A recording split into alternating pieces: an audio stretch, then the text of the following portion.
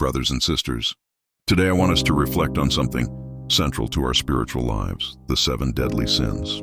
These are not just occasional actions or mistakes. They are deeper attitudes that, if left unchecked, can take hold of our hearts and lead us away from God. Let's begin with pride. Pride is often called the root of all evil. Proverbs 16:18 says, "Pride goes before destruction, a haughty spirit before a fall." Pride blinds us to our need for God, convincing us we can manage everything on our own. It makes us resistant to grace and closed off from genuine humility.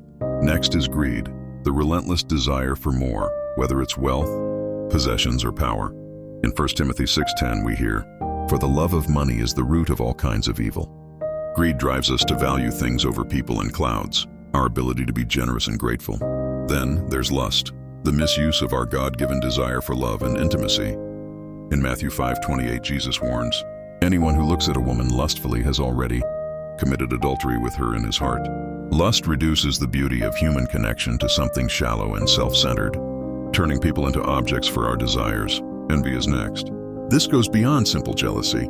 It's the pain of seeing someone else's blessings and wishing they were ours.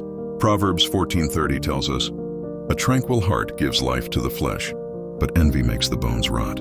Envy robs us of peace and gratitude, leaving us bitter and resentful. Then there's gluttony, the overindulgence in food, drink, or any kind of pleasure that distracts us from our spiritual life. Philippians 3:19 speaks of those whose God is their stomach.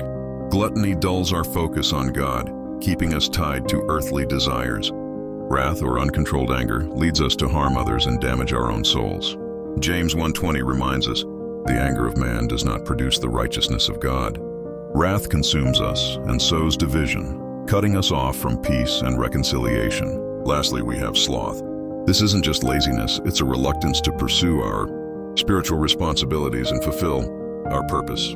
Proverbs 13:4 tells us, "The soul of the sluggard craves and gets nothing." Sloth makes us ignore God's call, leading us toward a life of emptiness.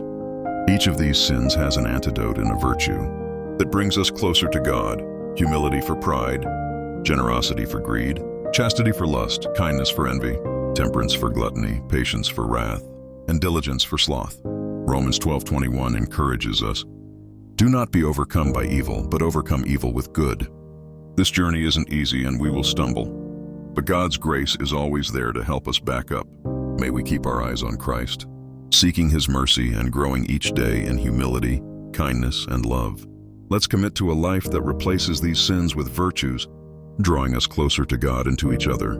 Thank you, and may God bless us all on this path toward a life that truly honors Him.